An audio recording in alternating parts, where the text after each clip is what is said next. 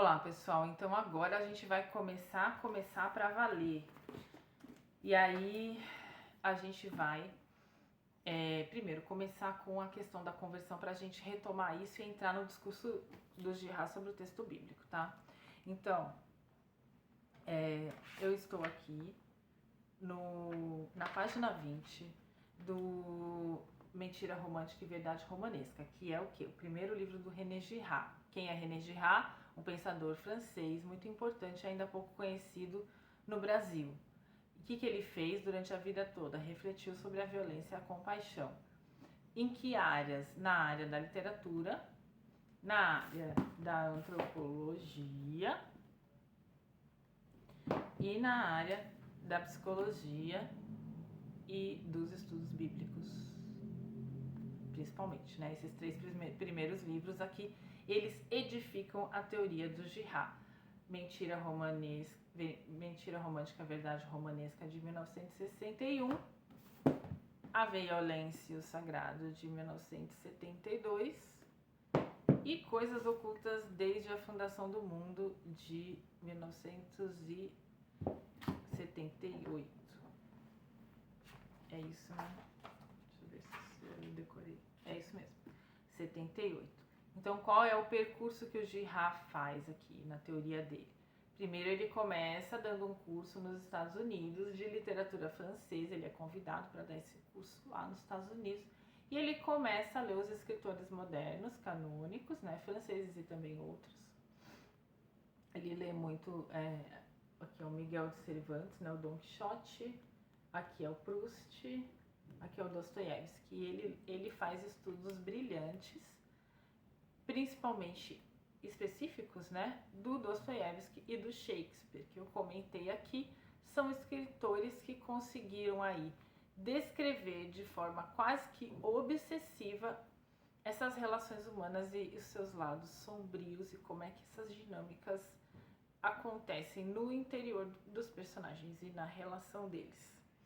Bom, e aí, como eu disse, né, a introdução do Mentira Romântica e Verdade Romanesca é quase um guia de estudo do Girard, e ela é muito bem escrita pelo João César de Castro Rocha. E na página 20 a gente tem uma passagem fundamental sobre a questão da conversão, porque agora a gente vai entrar no diálogo que o Girard fez, né, estabeleceu com o texto bíblico. Então a gente precisa entender o que é essa conversão que se desprende do estudo e leitura de suas obras.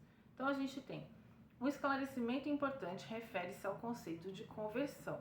No âmbito deste livro, tal conceito possui uma acepção própria. Conversão não é religiosa, a fé católica aqui nesse livro.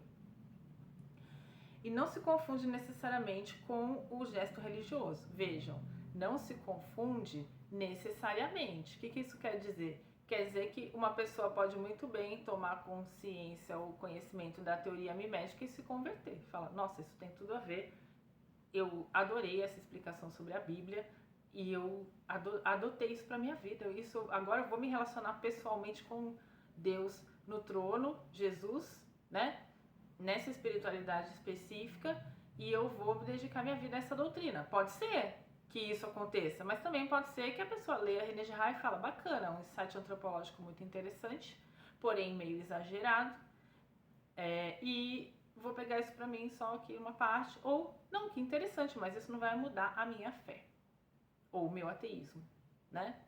Todos somos livres, e como eu deixei bem claro aqui, é a liberdade, né? O livre-arbítrio de cada um escolher a sua fé e o seu trono, escolher a sua senda religiosa aí, ou as sendas, né? Os caminhos religiosos que mais fazem sentido para você. Então, o que eu vou falar aqui de conversão não é se converter à fé católica depois de ler Girard, tá bom? Não é isso. Embora isso possa acontecer com algumas pessoas, e embora o próprio René Girard tenha se convertido à fé católica depois de suas pesquisas, né? A gente não precisa passar exatamente pelo mesmo processo que ele, né? Mas aí, olha só. Ou seja, no momento em que me torno consciente da natureza mimética do meu próprio desejo, quando eu percebo que o meu desejo humano não é livre de influências externas, e sim ele é constituído por influências externas, ele é modificado por influências externas, né? Então, olha, eu vou reler, né? Ou seja, no momento em que me torno consciente da natureza mimética do meu próprio desejo, e não apenas do desejo numa formulação puramente teórica, isso é muito importante. A gente precisa absorver a teoria através de um autoexame. Reconheço, tá vendo? Fez um autoexame, reconheceu que a mentira romântica deve ser substituída pela verdade romanesca. Eis o sentido que cobiçamos do parágrafo anterior. O que quer dizer isso? A gente deixar a concepção de que eu escolhi essa jaqueta só porque eu gostava, não teve influência de ninguém. Começar a perceber que as pessoas podem, com os seus comentários, alterar os nossos desejos, que a gente pode se pautar no desejo de outras pessoas para desejar determinados objetos. Então vamos lá. Então vamos supor, né? Essas amigas aqui, elas estão lá, elas estão passeando na rua, né? Ai, lá. Aí elas veem a tartaruga, o mesmo exemplo, né? Essa aqui fala assim, nossa, que tartaruga linda! Ai, deve ser tão legal ter uma tartaruga de estimação. Essa daqui, que é amiga dela, né? As duas são modelo uma pra outra. Então essa pode começar a querer desejar essa tartaruga só porque essa também começou a desejar. Que afinal é o modelo. Modelo a gente toma como referência. Então é como assim, é como ela considera a amiga inteligente como se fosse por uma associação, né, rápida. A gente acha que a pessoa inteligente sempre vai escolher melhor, às vezes melhor do que nós. Então a gente começa a desejar o que o outro deseja.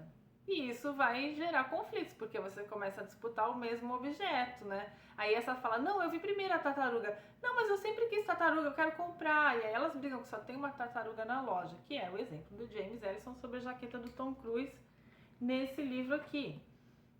O Pecado Original, Luz da Ressurreição, a alegria de reconhecer, de descobrir-se equivocado. Então, qual que é a questão? A gente entender que isso pode acontecer em relações amorosas, né?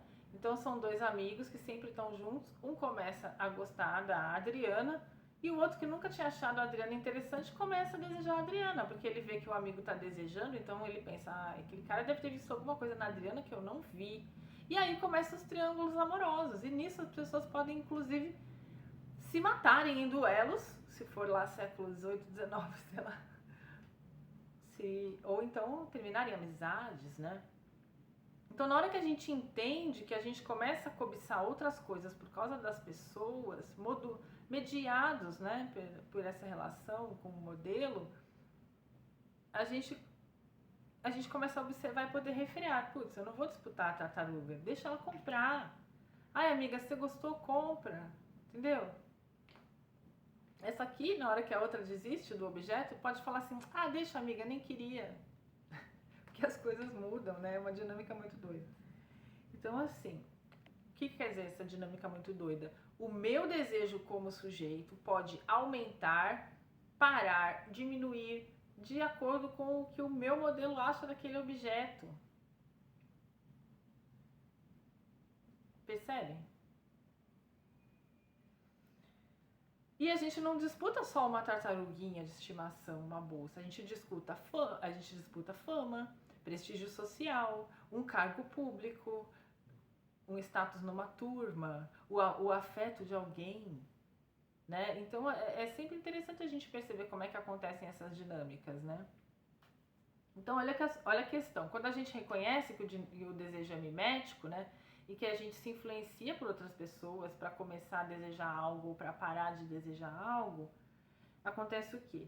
Esse reconhecimento epistemológico importa uma atitude ética.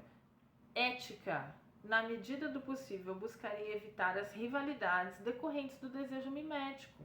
Pelo menos tentarei driblar suas consequências mais sombrias, o acirramento das tensões e o confronto direto com o meu antigo modelo. Então, só para vocês terem uma ideia, né, de como essas coisas funcionam quando você está estudando. Teve uma cena uma vez que aconteceu comigo quando eu estava estudando essa teoria, que foi o seguinte: eu vi um professor qualquer, não era qualquer, né, na verdade, um professor que eu admirava muito na faculdade. E ele estava sentado na cantina da faculdade, conversando com uma amiga minha, que era aluna também da faculdade, e que eu admirava muito. E os dois estavam se divertindo e rindo. E eu tinha um vidro e eu estava fora, estava na varanda, vendo eles dois. E eu senti inveja. Eu consegui reconhecer ali que eu senti ciúme, porque eu não tinha uma relação assim tão relaxada com esse professor, né? Então, são nesses momentos banais do cotidiano que a gente identifica, nossa, olha, com ela ele ri. Sabe? São coisas infantis, né? Às vezes carências, momentos que a gente fala, ai, queria ser mais amado, queria ter mais a atenção daquela pessoa. E isso, os grandes escritores, eles vão descrever esses processos com perfeição, com genialidade, com brilhantismo de quem passou por essas questões e refletiu muito sobre isso também. Então foi muito legal, porque assim, na medida que eu fui na minha tese, não que eu tenha me salvado, né? Eu ainda sou pecadora e não me santifiquei. Mas quanto mais a gente vai tendo clareza sobre esses momentos, mais fácil a gente reconhece que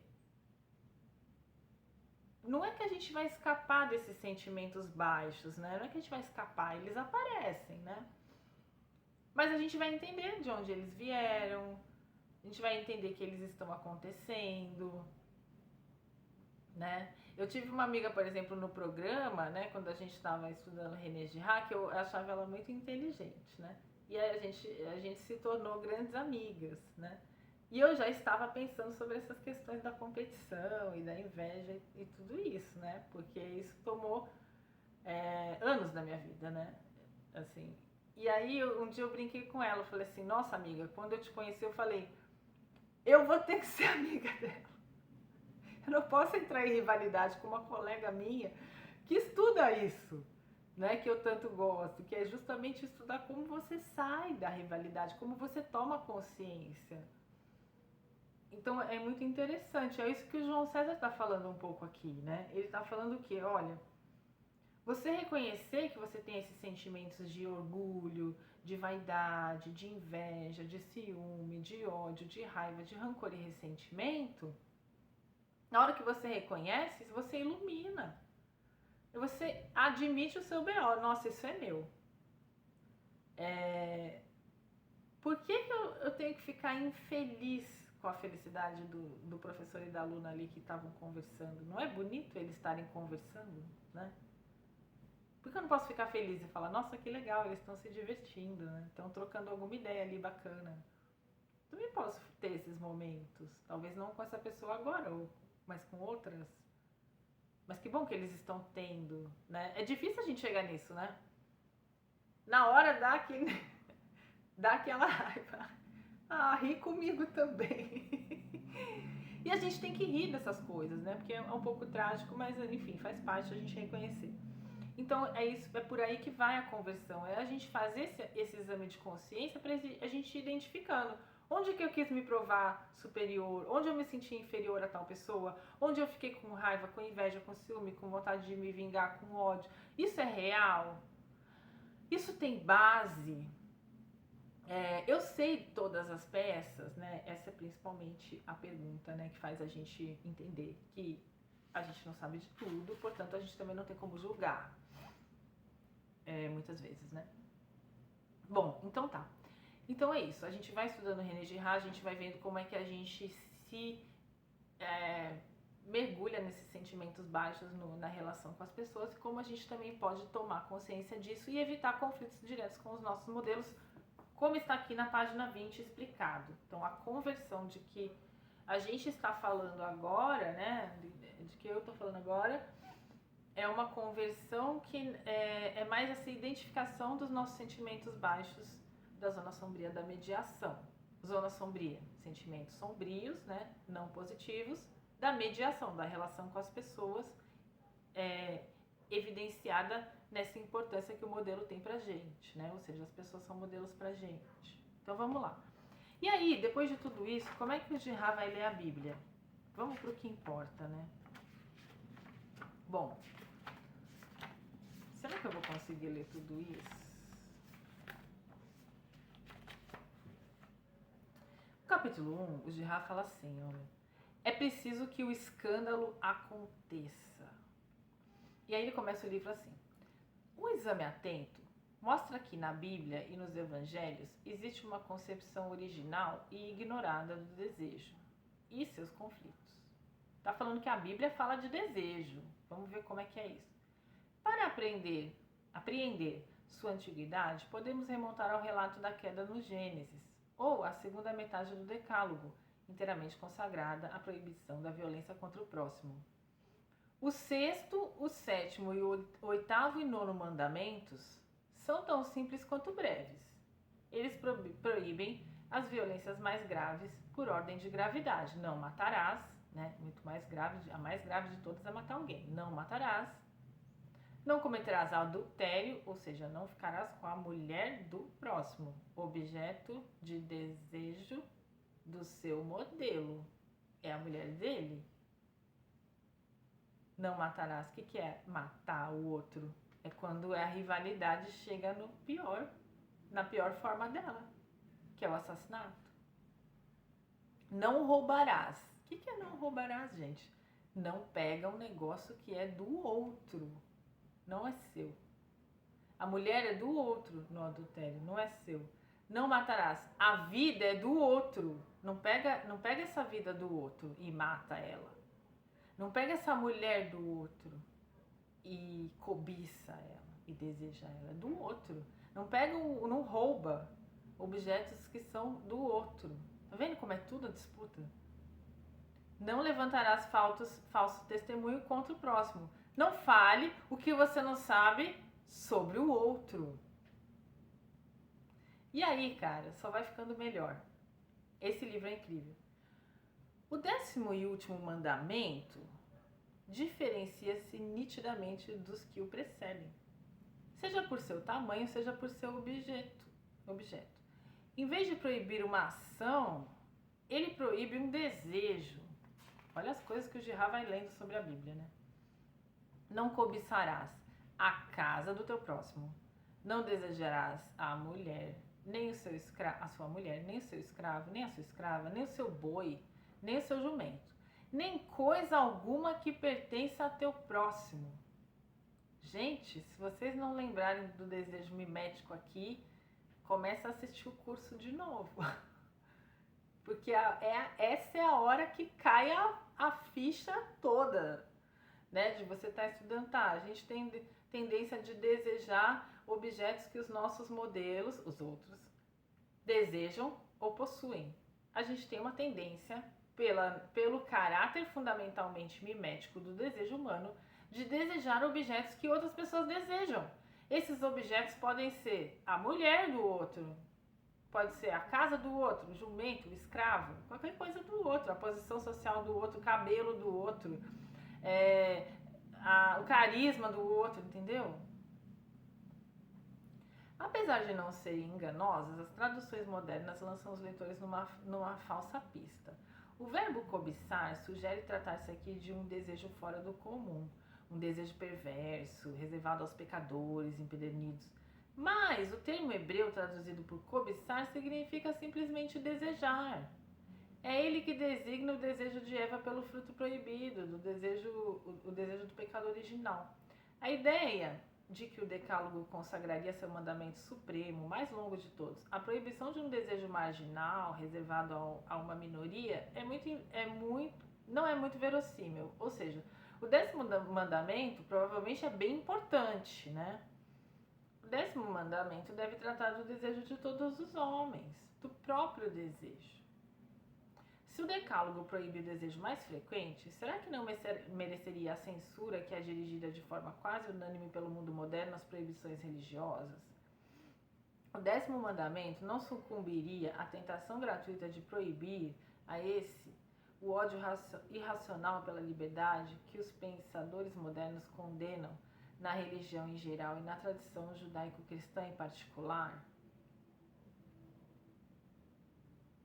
Antes de condenarmos as proibições como inutilmente repressivas, antes de repetirmos, extasiados, a fórmula que se tornou famosa pelos acontecimentos de maio de 68, é proibido proibir, convém nos interrogarmos sobre as implicações do desejo definido no 10º mandamento, o desejo dos bens do próximo. Então, assim, o Jihad tá começando a defender a igreja, né, gente? Esse livro vai ser uma apologia ao cristianismo. Então, o que ele está falando assim? Antes de você achar que a Bíblia é só uma lista de repressões, vamos entender isso aqui? Se esse desejo é o mais comum de todos, o que aconteceria se, ao invés de ser proibido, fosse tolerado e mesmo encorajado? A guerra seria perpétua no seio de todos os grupos humanos, de todos os subgrupos, de todas as famílias. A porta estaria escancarada para o famoso pesadelo de Thomas Hobbes, a luta de todos contra todos.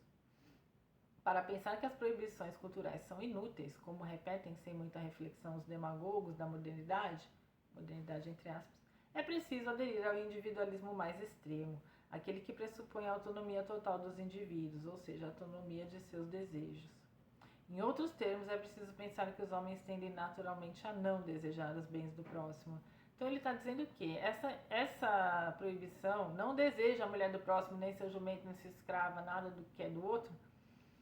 Ela é importante, né? Porque a gente deseja coisas que são do outro. E aí a gente entra em conflito com essas pessoas e esses conflitos podem ser mortais, fatais, sei lá. Basta observar 2 crianças ou 2 adultos disputando algo de pouco valor para compreender que esse postulado é falso, é o postulado oposto. O único realista que se encontra subentendido pelo 10º mandamento do Decálogo. Agora vem a parte importante. Se os indivíduos tendem naturalmente a desejar o que seus próximos possuem, ou mesmo aquilo que eles simplesmente desejam, então existe no interior dos grupos humanos uma tendência muito forte para os conflitos originários de rivalidade. Sem uma força de contrapeso, tal tendência ameaçaria permanentemente a harmonia e a sobrevivência de todas as comunidades. Os desejos rivalitários são ainda mais temíveis por tenderem a se reforçar reciprocamente. É o princípio da escalada, da progressão ascendente que dirige tal tipo de conflito. Esse é um fenômeno tão banal, tão conhecido nosso, tão contrário à ideia de que fazemos de nós próprios,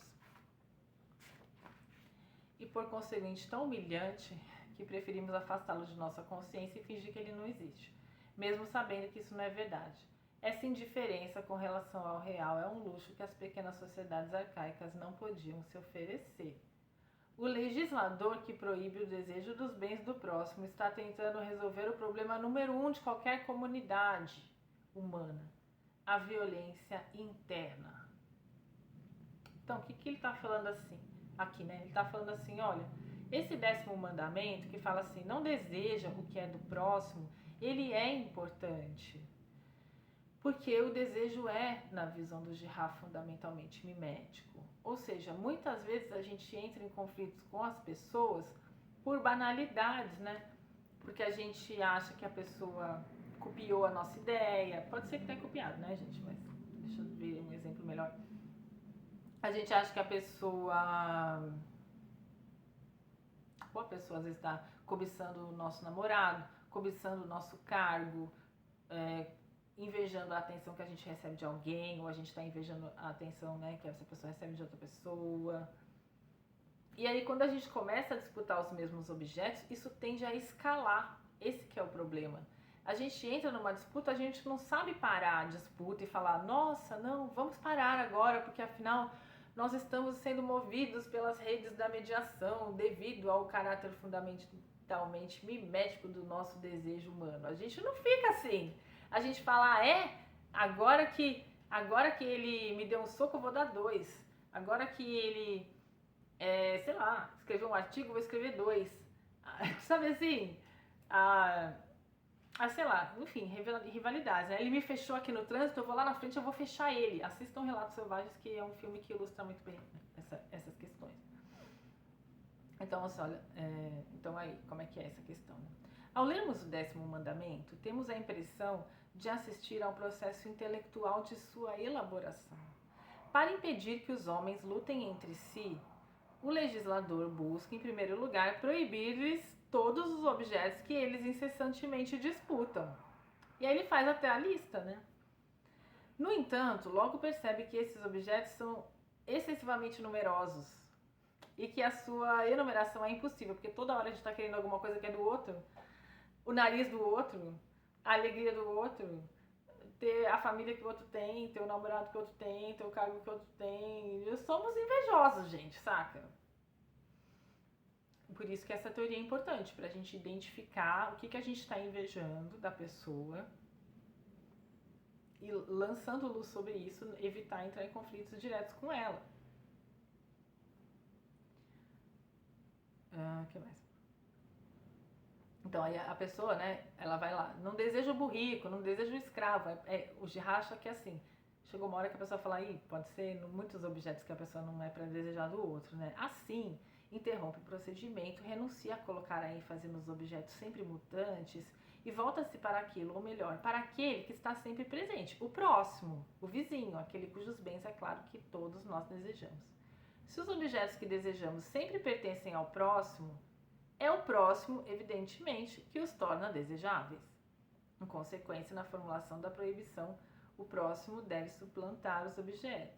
E efetivamente ele os suplanta na última parte da frase, que proíbe não mais os objetos enumerados um a um, mas tudo que pertence ao próximo. Não fica cobiçando nada que é do outro, né? O que o 10º mandamento esboça, sem definir explicitamente, é uma revolução copernicana na compreensão do desejo. Acreditamos que o desejo seja objetivo ou subjetivo, mas na realidade